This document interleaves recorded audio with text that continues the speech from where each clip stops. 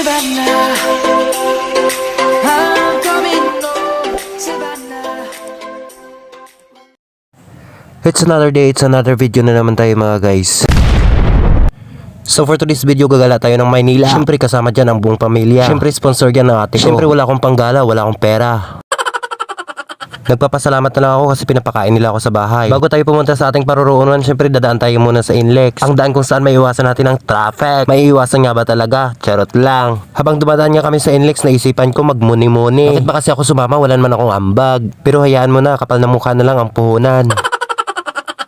Basta alam ko masarap ako, charot lang. Syempre dagdag experience to kasama ang aking pamilya. Hindi pa nga to kumpleto kasi yung iba nasa probinsya. Shoutout pala sa mga kapatid ko dyan sa probinsya. Next time tayo naman magsama-sama. Syempre kailangan ko pa mag-ipon para may pamasahe pang uwi dyan. Paano pala ako makakaipon? Walang ang naiipon. Charot lang. Matagal-tagal din pala ako hindi nakakaluwas ng Maynila. Mahirap nga talaga pag wala kang pera. Dumaan nga pala kami dito sa Rizal Park, kung saan nakatayo yung monument ni Jose Rizal. Pumasok tuloy sa isip ko ang Maria Clara. Crispin, Basilio, saan kayo? Charot lang. Nakakatuwa nga, ang ganda at ang linis ng kalsada dito. Kung sabagay, sabi nga nila, trust the process. Charot. So samahan niyo ako guys, tara, let's go!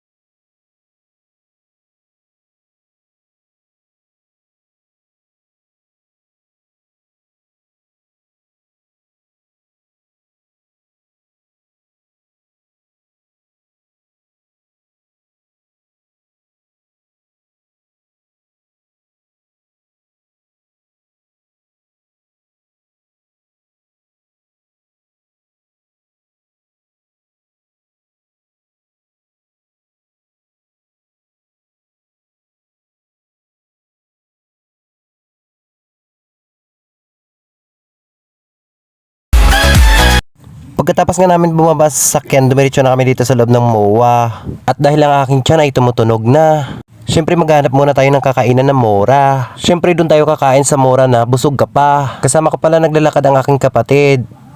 Thank you pala sa libre mo for today's video.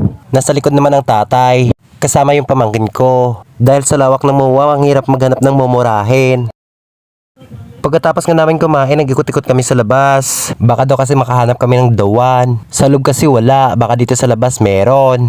Fountain lang nakita namin pero ikaw wala.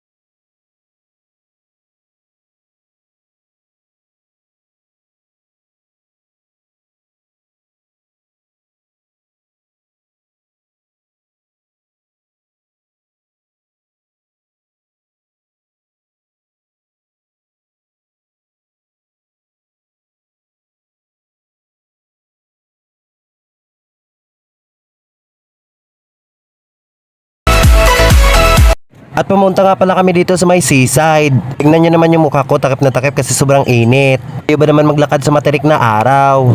Baliwala talaga yung init kapag makita mo tong dagat. Marami palang pagpipilian na rides dito kung gusto yung sumakay. Dahil wala akong budget, dito na lang ako sa gilid.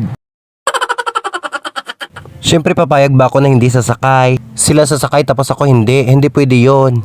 Charot. So ayun na nga, sasakay nga pala kami dito sa may bangka. Pandagdag experience din to. Baybayin nga namin ang MOA hanggang Paranaque. Maganda daw kasi ang view kapag nasa dagat ka. Baka mamaya scam na naman to. Charot. So tara guys, let's go. Mag-vitamin C muna tayo.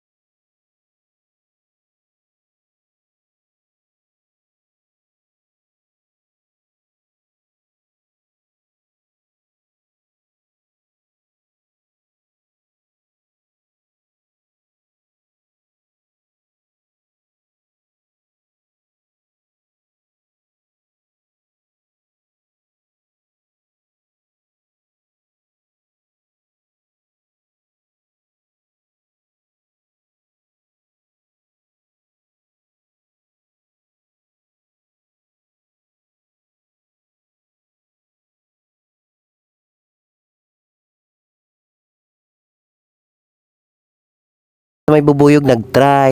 Dito kasi mas safety ang buhay. Baka sabihin nyo pambata lang to pero pwede to sa matanda. Nung bata kasi ako hindi ko to na-experience. Kaya ngayon ko lang itatry. Kasi hindi pa naman huli ang lahat.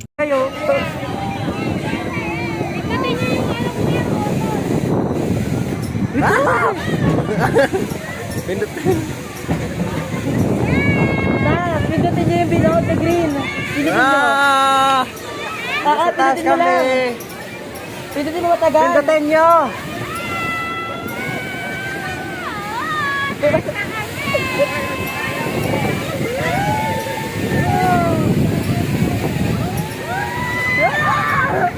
Ang taas na namin. Oh my God.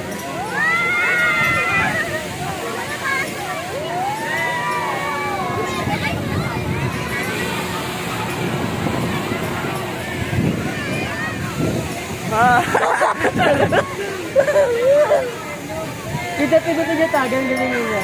Okay ba?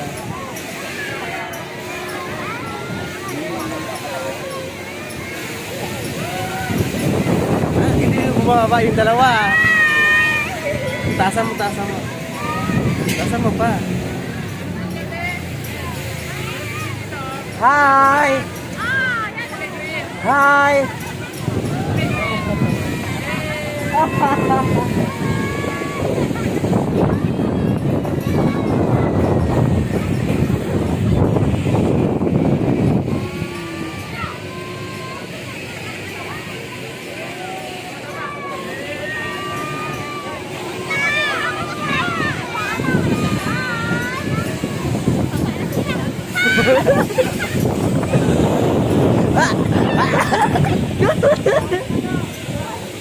Bye-bye!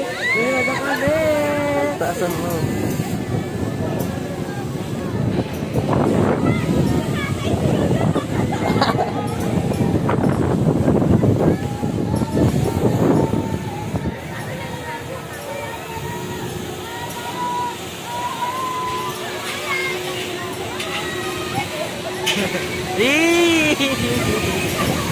Aray ko na. Girl! I-post nyo! Hanggang saya oh! I-post nyo lang! Ganun nyo! Wala na. Wala na. Bye-bye. Dito rin. Ayoko doon. Nakakatakot.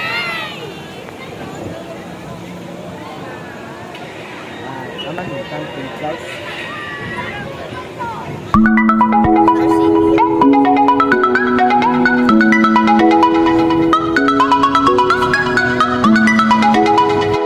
At pagkatapos nga namin mag-rides guys, umuwi na kami. Dahil malayo pang uwian namin sa Bulacan. At baka kami ay gabihin. At habang pauwi nga kami, nakikita namin yung sunset. Gusto pa nga sana tignan ng kapatid kong bida-bida ang paglubog ng sunset. Kaya lang nagmamadali na ang tatay. Pagod na daw kasi kakalakad. At syempre iniisip namin yung aso namang si Waffle baka nagugutom na. Mag-isa na kasi naiwan sa bahay. At dito na nga nagtatapos ang aking video. Maraming salamat pala guys sa pagsuporta. Huwag nyo na rin kalimutan mag-like, share, and subscribe. Thank you and God bless.